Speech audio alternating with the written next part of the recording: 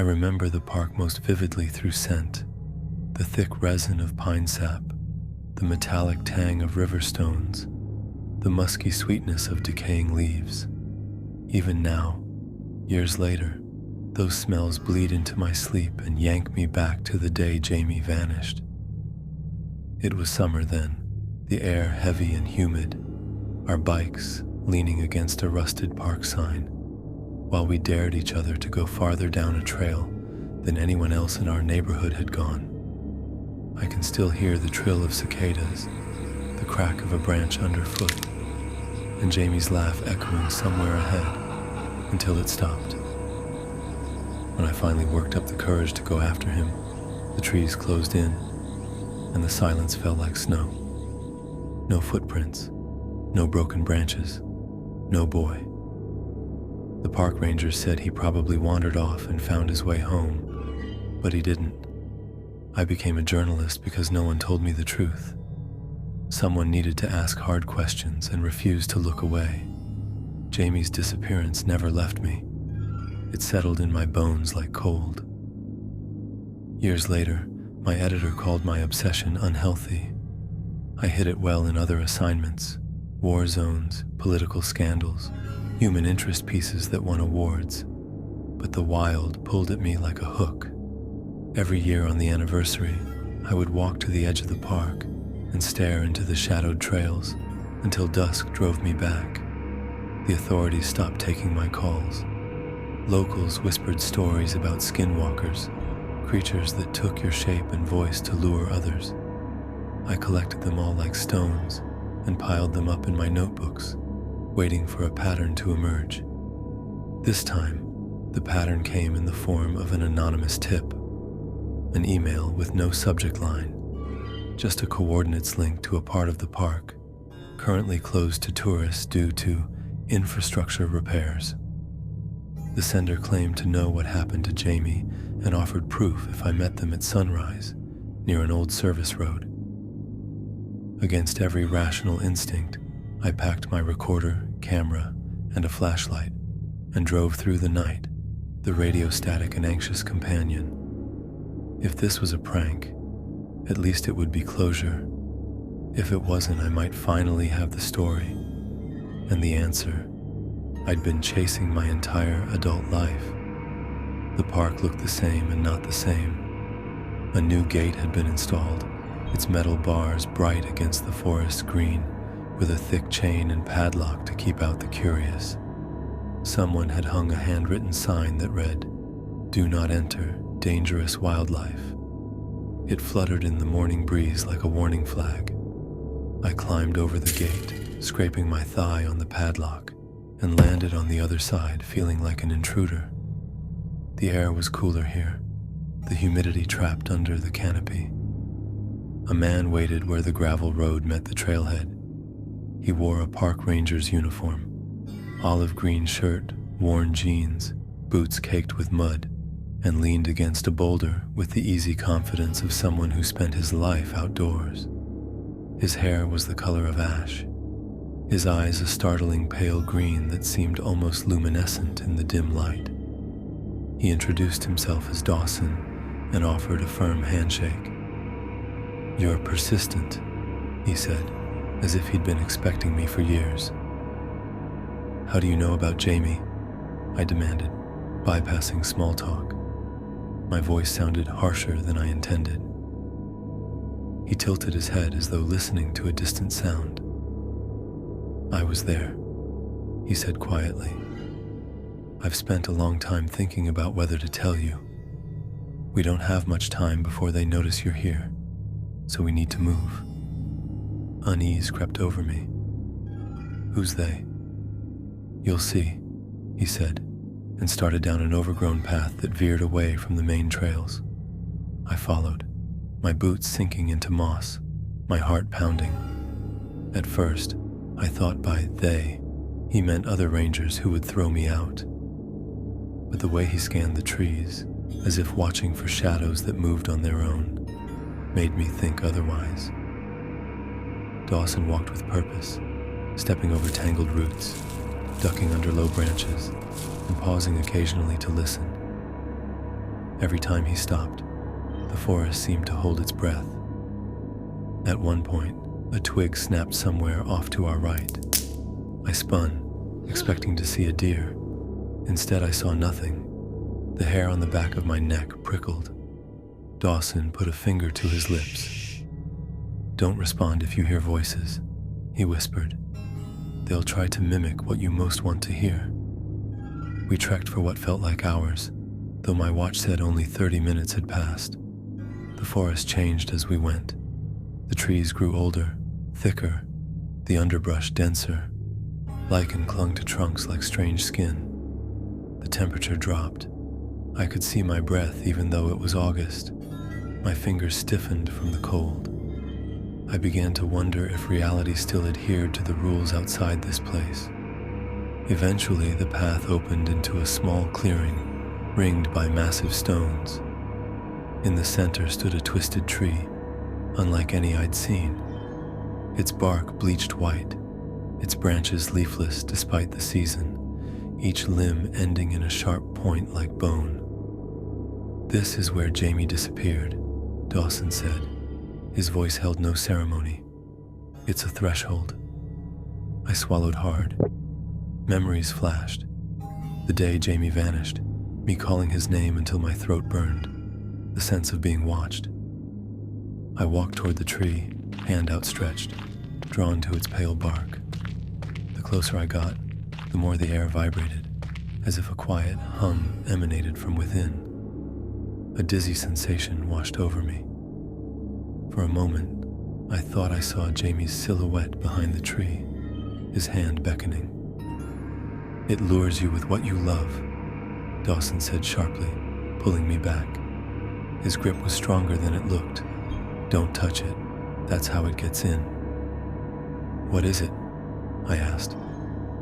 My voice trembled, whether from cold or fear I couldn't tell. "We call it the gate," he said. "Some think it's a wound in the world. Others think it's alive. Things come through. People don't come back. Unless..." He trailed off and looked at me, his green eyes serious. "Unless they're taken." Something moved in the corner of my vision. I turned quickly and saw a figure standing at the edge of the clearing, half in shadow. For a second I thought it was a trick of light. Then the figure stepped forward. My breath caught. It was Jamie. His hair was longer, his clothes tattered and filthy, but it was him. His face, his eyes, the way he frowned when confused. He looked at me and smiled, a small, sad smile. "You came back," he whispered. His voice was hoarse, brittle, like he hadn't used it in years. My mind couldn't reconcile the image with reality. Jamie had been 12 when he disappeared. This person was a man in his 20s, but I knew him. I took a step toward him. My rational brain screamed, "This is impossible," while my heart surged forward like a child. "Don't," Dawson warned. "That's not him." "How do you know?" I shot back, tears stinging my eyes, because Jamie's eyes didn't move, even when a bird flitted past. They were glassy, too wide. The pupils dilated so much that no iris remained. When he smiled wider, his teeth were too long, too sharp. He extended his hand. His nails were black, thick. In that instant, I understood. This was an echo, wearing my friend's skin. "I've missed you," the not Jamie said, the inflection perfectly matching how Jamie had once spoken, when begging me to stay at the creek longer. Behind those words, I heard a faint clicking, like the sound of bones snapping back into place. I stumbled backward. Dawson stepped between us, raised his arm, and shook a small pouch of something at the creature. A sharp, bitter scent filled the air, sage and something metallic. The creature hissed, its face contorting, then it melted back into the shadows with unnatural speed. The temperature rose back to normal. I realized I'd been holding my breath and exhaled shakily. "What was that?" I asked, my voice barely above a whisper. "One of them," Dawson replied. "They'll use anyone's face if it helps them feed." "You knew he'd come." I felt anger flare. "You used me as bait." Dawson's jaw tightened. "I knew you wouldn't believe me without seeing. And you needed to see, to decide if you still wanted to keep going." He looked at the pale tree. "Beyond that is where they live. Humans who cross usually can't navigate their world, but they can navigate ours if they have a guide. That's why I'm here." "You said you were there when Jamie vanished," I said, trying to steady my breathing. "How did you survive?" His eyes flicked away. "I didn't go through." He hesitated. "I turned back. I was too scared." Guilt curled his shoulders inward, aging him 10 years. "I've regretted it every day since. You're the only one I can make it up to." My skepticism warred with gratitude. Dawson could be lying. He could be working with these creatures. He could be luring me to my death. And yet he'd saved me from not Jamie. He'd risked contacting me. Part of me wanted to run and never return. The other part, stronger and more reckless, needed to know the truth. I nodded. "What happens if we go in?" "We mark our path," he said, producing a small tin of red powder. "We keep our minds grounded in our bodies. We don't answer any voices. We don't accept any gifts. And we don't think of anyone we love." He paused, his gaze searching mine. "It will try to make you think of them.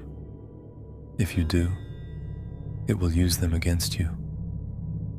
We circled the pale tree. Up close, the bark looked less like wood and more like hardened skin. Veins of darker material ran along the trunk, pulsing subtly. My stomach flipped.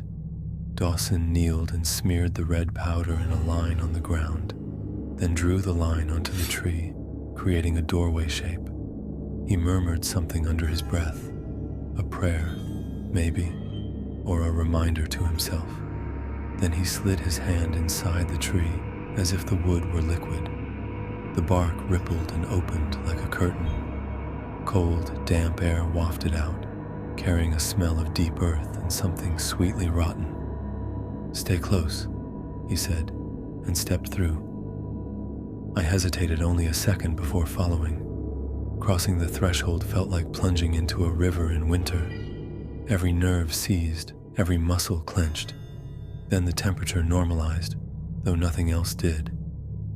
The world on the other side was the same forest, and not the same. Trees still towered overhead, but their leaves were a dull gray-green, and some trunks glowed faintly from within, like embers buried deep. The sky was a perpetual twilight with no sun or stars, just swirling clouds that moved too quickly. The air was thicker, harder to breathe. I turned back instinctively, but the doorway had closed. Only the faint red line remained on the trunk. Panic fluttered in my chest. I forced it down. There was only forward now. Dawson pulled a piece of twine from his pocket and tied one end to his belt, handing me the other end. "Don't let go," he said. "This is our tether." He sprinkled the red powder along the ground as we walked, leaving a breadcrumb trail. The deeper we went, the stranger it became. I heard whispers that seemed to come from the trees themselves, soft and insistent. They said my name over and over, first in Jamie's voice, then in my mother's, then in voices of people I'd interviewed who'd died. I clenched my teeth and stared at Dawson's back, refusing to acknowledge them. Thoughts I didn't want tried to surface. Remember when Jamie tripped on that rock and you laughed instead of helping? Remember how your mother cried when you left home? The forest poked at my guilt like a needle. We passed animal remains hanging from branches, tied with strips of cloth, their eyes sewn shut, bones arranged in spirals on the forest floor, stones stacked in precarious towers. At one point, we came upon a tree with dozens of empty glass bottles hanging from its limbs, each filled with murky liquid. Faces pressed against the glass from inside, mouths open in silent screams. My stomach lurched. Dawson urged me past before curiosity made me peer too closely. Who? What? Are they? I managed to ask after a while. They don't call themselves anything in a way we'd understand, he replied. The Navajo call them Yinaldlushi, skinwalkers. Others call them wendigos, shapeshifters, cryptids. They aren't one thing. They are many things, ancient and new. They feed on fear, memory, belief. They hate being named because names give form, and they prefer to be formless. As we walked, the forest began to mimic places I knew. For a split second, a tree looked like the oak outside my childhood home. A boulder resembled the table in my grandmother's kitchen. I saw glimpses of the newsroom where I'd cut my teeth as an intern, the hum of printers blending with the whispering leaves. Each time, the image flickered and went back to alien shapes. It was as if the world around us searched my mind for familiar things to lure me off the path. A cold wind blew, carrying with it a low moan. Dawson's pace quickened.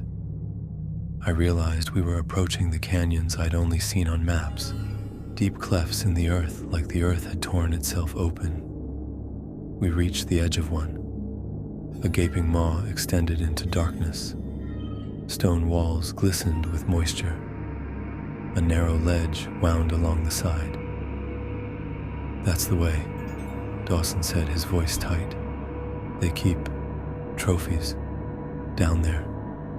He started along the ledge, his hand brushing the canyon wall for support.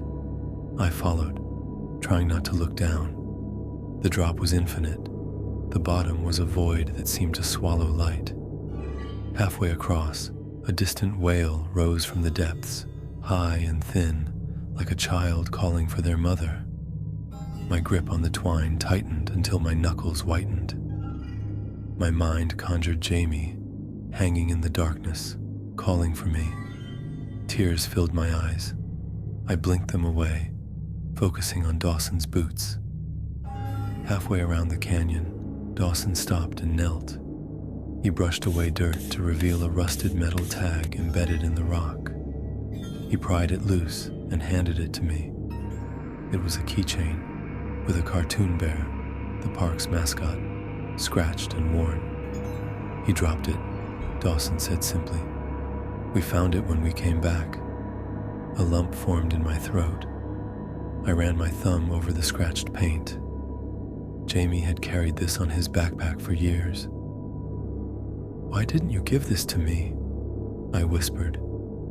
Your parents wouldn't listen, he said. They didn't want to hear. They wanted to believe he'd just run away. Bitterness edged his words. I could barely believe what I'd seen myself. I tried to go through then. I failed. We continued. The canyon wound deeper. Strange lights flickered in the shadows, small blue flames that danced along the rocks without burning them. I heard footsteps behind us, measured and deliberate. Every instinct screamed to run, but there was nowhere to run. I resisted the urge to look. The footsteps quickened, then slowed to match ours. A voice whispered, right behind my ear, "You let me go." It was Jamie's voice, accusing and hollow. I bit my tongue until I tasted blood to stop myself from responding. At last, the canyon opened into a cavern lit by phosphorescent fungus. The ceiling dripped with stalactites that gleamed like teeth. The floor was uneven, littered with debris, shoes, shredded clothing, cracked phones, snapped glasses. My breath hitched. Each item belonged to someone who had come here looking for something and had been consumed instead. I imagined my own backpack lying there one day, my recorder filled with nothing but static. "This is it," Dawson said. "We're in their nest." Shadows moved along the walls. Slender forms slithered between rocks. and then a figure emerged from the darkness, tall and thin, its skin stretched tight over elongated limbs. Its eyes were lidless and milky, its nose little more than slits. It wore tatters of ranger's cloth. As it stepped into the light, its form rippled like heat waves, and its face shifted. One moment the gaunt mask, the next Dawson's face. My heart lurched. The resemblance was perfect. Same jawline, same scar across the brow. It smiled with too many teeth. "You came back," it rasped, its voice layered with Dawson's and Jamie's and others I didn't recognize. Behind it, more shapes appeared, their bodies contorting, their faces flickering through my memories. My editor, my mother, a soldier I'd interviewed in Afghanistan. Each form tested me, gauged my reaction. I glanced at Dawson, panic rising. His face was drawn, his eyes locked on the creature wearing his features. "Why does it look like you?" I asked, my voice shaking. "Because I've been here," he said through gritted teeth. "Because I've bargained with them." Shame coated his words. When Jamie disappeared, they offered him back to me in exchange for something. I refused. I thought I was saving myself. They took him anyway. They marked me as theirs. He lifted his sleeve to reveal a scar I hadn't noticed earlier. A jagged symbol carved into his forearm that pulsed faintly. They let me go because they knew I would bring them more. The ground seemed to tilt under me. "You brought me here to feed them," I whispered, bile rising, betrayal seared like a brand. "No," he said, desperate. "I brought you because I owe him. I owe you. This is the only way to get someone out. Someone has to take their place. I couldn't choose you. I planned to choose myself. But now," he stared at the creature wearing his face. "Now I don't know if that will work." The creatures circled closer, their movements sinewy and elegant. They sniffed the air like wolves. "We hunger," the one wearing Dawson's face hissed. "Give us the teller and take the boy." Its speech was like wind over bones. "Teller?" I whispered. Dawson looked at me, eyes wet. "You tell stories," he said softly. "You feed many minds. That is what they want. They want to be known, to spread, to slip into every ear through your words." Understanding struck like a blow. Every horror story I'd written, every podcast I'd recorded, every segment that had gone viral, all of it had the potential to plant seeds of them in listeners. If I told Jamie's story, I would be giving them what they craved: attention, belief, and fear in millions of minds. They would multiply. They would cross thresholds without physically being there. I felt nauseated. "I can't do that," I said. "I won't." My voice wavered, but conviction held it upright. The creature cocked its head. "Then you will stay, and the boy will stay, and the ranger will bring us another," it whispered, its many voices overlapping. "You think you have a choice.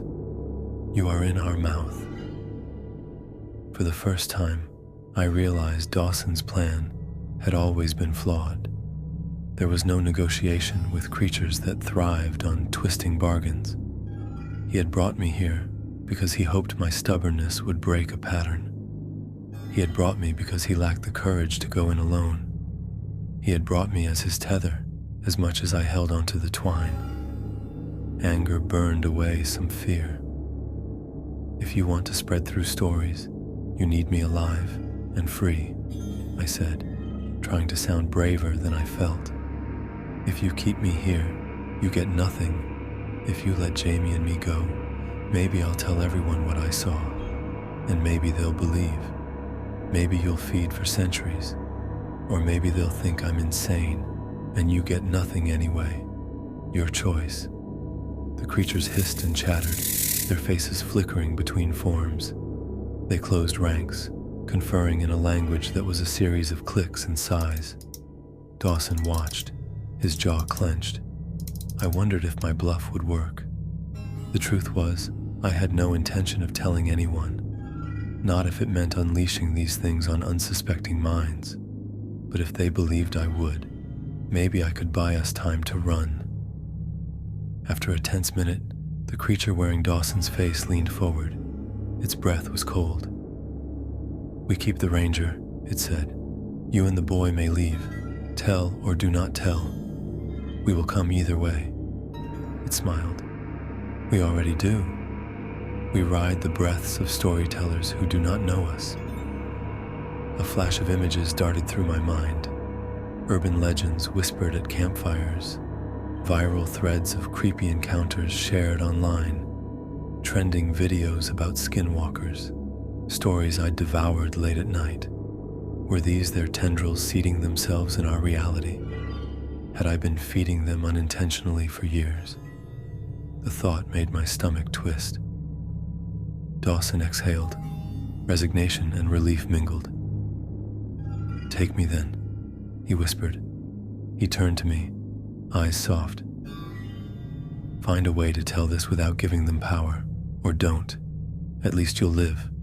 Tell Jamie's parents something that gives them peace." He pushed a folded piece of paper into my hand. He wrote this. On the other side, I found it the day after. His voice broke. "Forgive me." "No," I began, but hands. "No." Claws grabbed Dawson and pulled him backward. He didn't resist. He met my eyes one last time and mouthed, "Run." Then he was gone into the darkness, his scream cut off as if swallowed. The creature touched my shoulder, its fingers ice cold, its nails like knives. "This is mercy," it whispered. "Do not squander it." It shoved me toward the tunnel we had come from. The tether snapped. I stumbled, then ran, clutching the paper, ignoring the sounds behind me. The wet tearing, the chorus of sighs. The cavern blurred. My feet found purchase on the rocky ledge. I nearly slipped, but a surge of adrenaline kept me upright. I didn't look back. The forest on the other side of the canyon seemed darker.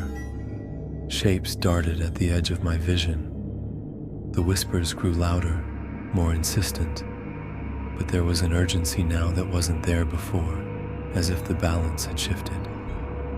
I followed the red powder trail, my breath ragged, my head throbbing. I thought of Dawson's sacrifice, of Jamie's note burning in my hand, of the creature's warning. I thought of all the stories I'd consumed and told, of the responsibility that came with shaping fear.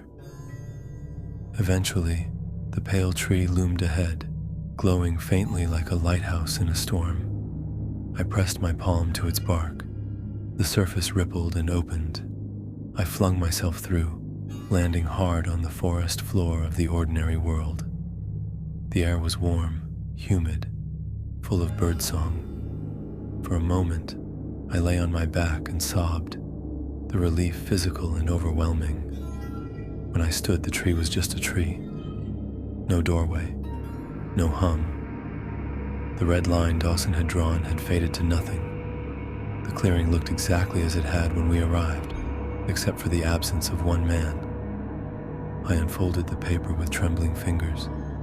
Jamie's handwriting scrawled across the page, messy and hurried. "If anyone reads this, I am not dead. I am not alive. They took me. I hear you sometimes. I tried to follow your voice, but the forest is a maze. If you come, be careful. They wear our faces. They lie. I don't want to be like them. Tell my mom I love her. Don't let them get out. Jamie." Tears blurred the words. Jamie had been so close, so aware, yet trapped beyond rescue. I pressed the note to my chest, feeling its weight. A bird called overhead. Life went on, oblivious to the horrors under its roots. As I hiked back to my car, I replayed every moment. Dawson's betrayal and redemption, the creature's hunger, Jamie's plea, my own arrogance in thinking I could control a story once it was released into the world. The path seemed shorter now.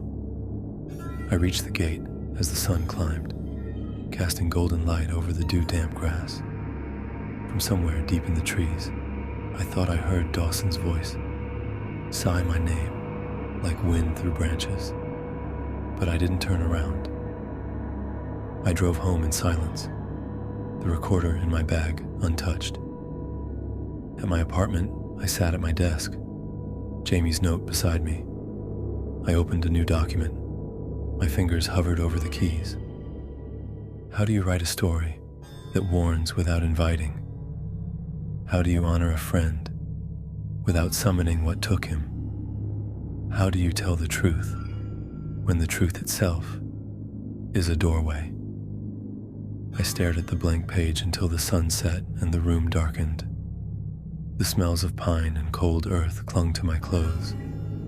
My editor called twice. I didn't answer. When night fell, the whispers began, soft at first, then louder, a chorus of voices just outside my window. They used my own voice, Jamie's, Dawson's. They urged me to type, to speak, to release them. I put on headphones to block them out, but the voices were inside my head. I realized that even silence can be an invitation if you listen too hard.